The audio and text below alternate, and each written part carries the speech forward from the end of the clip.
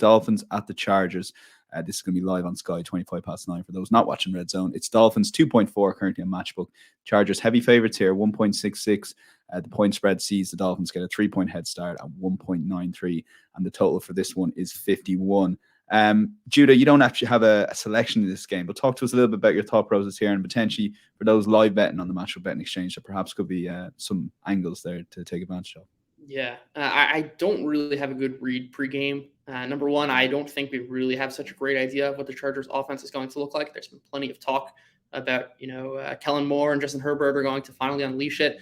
I'm not exactly sure I buy that. I think a lot of kind of Herbert's checkdowns are a function of him as a processor, and he checks it down a lot, and not a lot of that is Joe Lombardi. But I do also, I'm sympathetic to the argument that Kellen Moore can kind of unlock a new level of Herbert. I just want to kind of see it.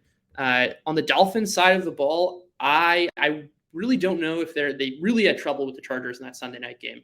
I just could not throw a two. I think it was like 3 for 14 in the first half or something like that. The Chargers are very vulnerable against the run. I wouldn't be shocked if they attack via the run, but that's also was not the bread and butter of the Dolphins last year, who loved kind of getting the ball quickly to Hill and Waddle and doing that downfield.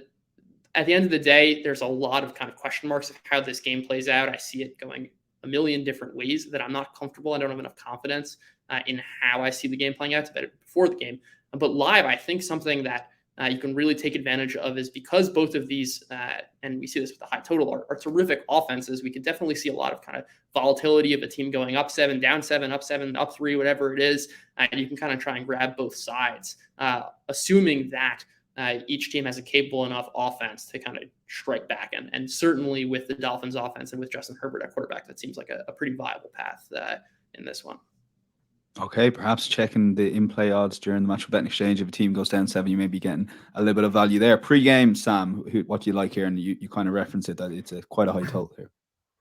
Yeah, so I think in terms of picking a side, I would lean on the Chargers on the spread. But like Judah said, there are still unknowns here, and I do feel a little bit dirty in doing so. So I'd say that's more of a lean than an out-and-out bet. But for me, I would attack that points total. It's the highest points total of all the games on Sunday, 50.5. And I think it's stayed consistent since opening. I think it opened at 50.5 as well. And I'm always quite hesitant about taking the highest points total games, taking them on. But when I look at this, there's just so much talent on the field that I think there's a good chance. I think ultimately, like Judah mentioned as well, if Miami do decide to use the ground as the way to beat the Chargers, then they could have some real success there. I think last year in the regular season, they were I think maybe 5 teams worse in terms of passing yards per game than the Dolphins. So through the air is going to be how we're going to see the Chargers win if they do win. But there's ultimately going to be points on the board here, I'm sure of it. But look, I totally understand the idea of being a bit cautious with this one. And I'd probably take that on board as well. But for me, I think this is going to be a high scoring game.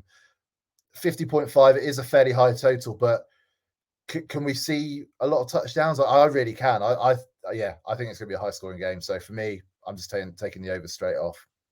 Okay, lean towards the over. 50.5 currently on Matchbook. 51 actually rolled into 51.1.96. Drew, for you, where are you at the moment with the Dolphins? Tua, look, he has that injury record. I think there was a few rumors that perhaps he was considering stepping away from the game altogether.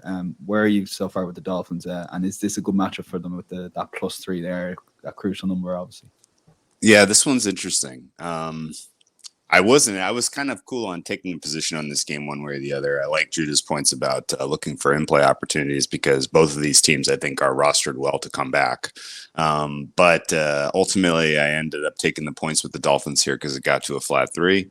And I think that there is a bit of market coolness on the Dolphins broadly, which is correct because from a season-long standpoint, this is now a super fragile team. one injury to the offensive line, which will come to Teron Armstead, presumably, one injury to Tua, one injury to any of the, current secondary, which is already down Jalen Ramsey. And all of a sudden, like, this is now nowhere close to the same quality of roster that you have otherwise in the AFC.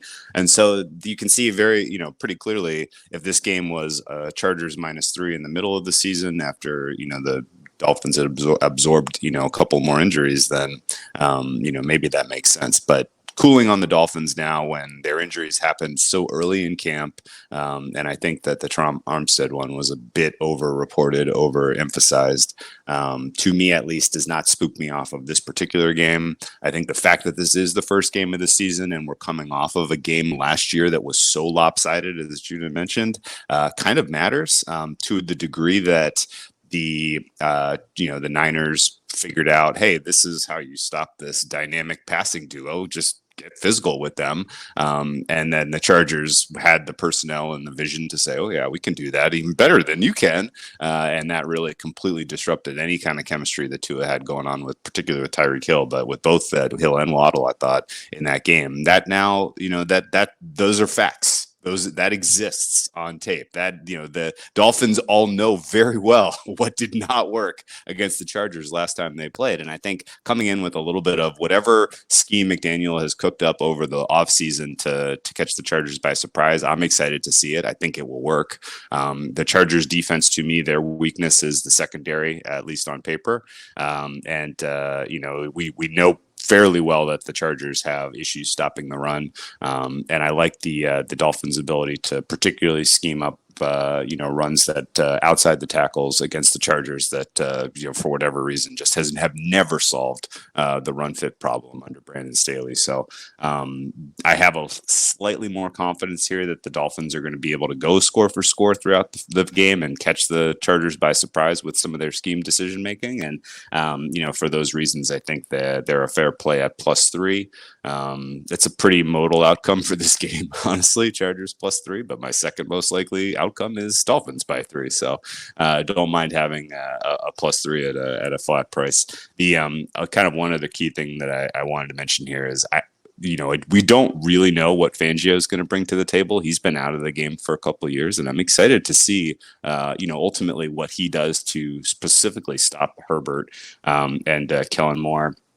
I am at this moment on the Kellen Moore is being a bit overrated side of the discussion because I just feel like we should have seen him do more with the weapons that they had in Dallas. And for whatever reason, it was a lot of Zeke Elliott. It was a lot of predictable stuff. It was a lot of scheming the wide receivers into opportunities where they weren't getting yards after the catch. And, so it's almost, I think, a little bit overcooked in how much of an impact he's going to have on this offense. And so I think, just in general, Kellen Moore versus Fangio in the blind, I have to tip the balance to Fangio. So that's kind of that was sort of the distinguishing factor that finally got me onto the Dolphins here. But again, not anywhere close to my highest confidence play this week. But I think Dolphins +3 in pocket is a fun one. Yeah, Dolphins 192 now, or 193, sorry, +3 currently on Matchbook Betting Exchange. But again, we'll leave this for a podcast selection. There's plenty of bets coming up in the Any Other